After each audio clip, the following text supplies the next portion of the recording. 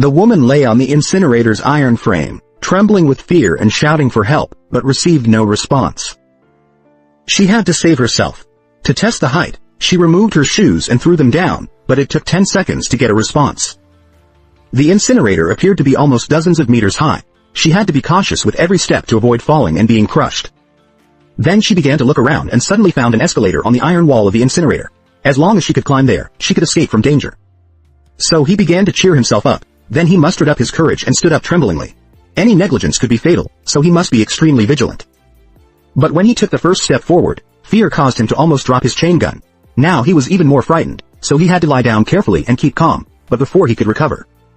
A bored bee caused trouble again, but he didn't dare to make a big move to drive it away.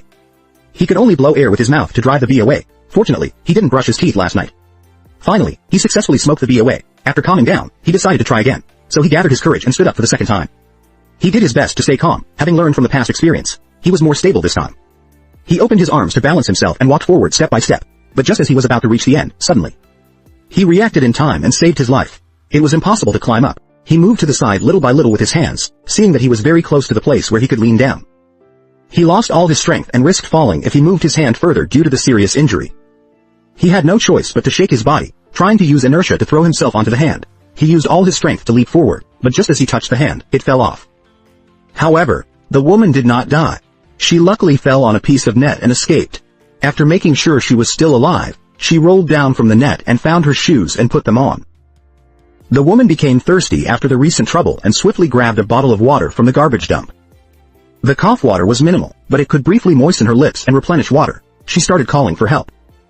She lay down next to a teddy bear to rest, as before, but received no response. Holding the teddy bear made her feel safe for a while.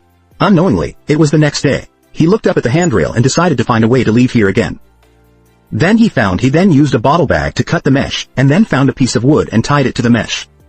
He threw it once, and the wood got stuck on the handrail, instantly exciting him. He began to climb up vigorously.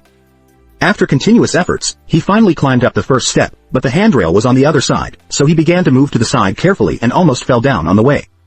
She told herself that she must stay calm, as this was her only hope to survive. With faith, she began to move on. She touched the handrail, climbed up one more floor, and kept climbing until it was dark. Finally, she reached the top of the furnace. It seemed that there was only one handrail left to escape from the predicament, but she was exhausted. Just when she reached out to hold the last handrail, she could not hold on due to lack of strength. Luckily, a hand appeared in time to hold her. With everyone's help, the woman was successfully rescued. In the end, she survived by her will to live and luck.